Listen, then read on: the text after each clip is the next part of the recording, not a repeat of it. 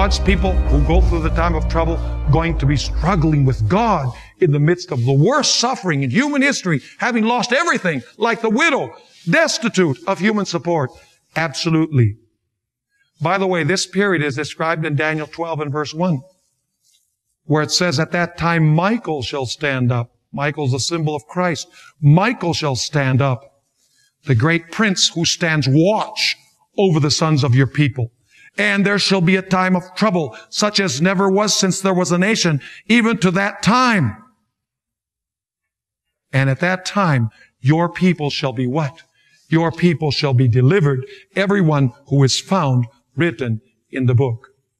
Are God's people going to go through the tribulation? They most certainly are. It says that there will be a time of trouble such as there was never in the history of the world since there was a nation. But then it says, at that time, in the time of trouble, God will deliver His people. And so the experience of Jacob foreshadows the experience of God's people in the end time. As Jacob refused to let go of the hand of God, so God's people will refuse to let go of God's hand until He answers their pleas over their adversary. There's another Bible story, Old Testament story, that illustrates this period. It's the story of Job. Now let me ask you, if we apply the symbols of the parable, who would the widow represent in the story of Job? Of course, that would represent whom? Job. Did Job lose everything? Yes. Friends, the support of his wife, health, possessions. He lost everything, right? He was totally destitute, like this widow. Did he have an adversary? Who was the one who took everything? Who was it? The devil was the adversary. Took everything from him. Did Job cry out day and night for justice over his adversary? He most certainly did. And God answered immediately. The first time that he prayed, God answered and gave him everything back. No. Did Job keep on coming and coming and coming and not give up? He most certainly did. And what did God do eventually? The Bible says that God eventually avenged him over his adversary.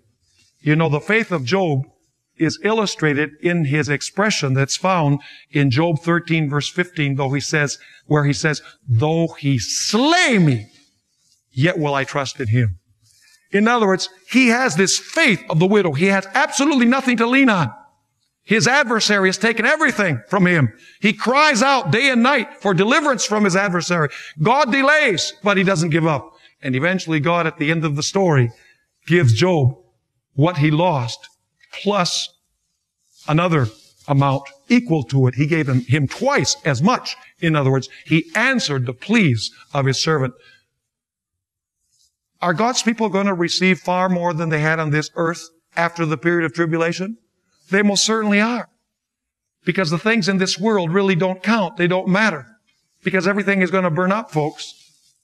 It's only our faith and trust in God that is going to carry us through the period of the tribulation that the Bible speaks of. You know, there's another story in the Old Testament that illustrates this same period. See, we have several. We have the story of Jacob, we have the story of Job, and we also have the story of the three young men in the fiery furnace. Who would the widow represent in that story? The three young men, right? Who would the adversary be? Well, behind the scenes it would be the devil, but who specifically, historically? It would be Nebuchadnezzar.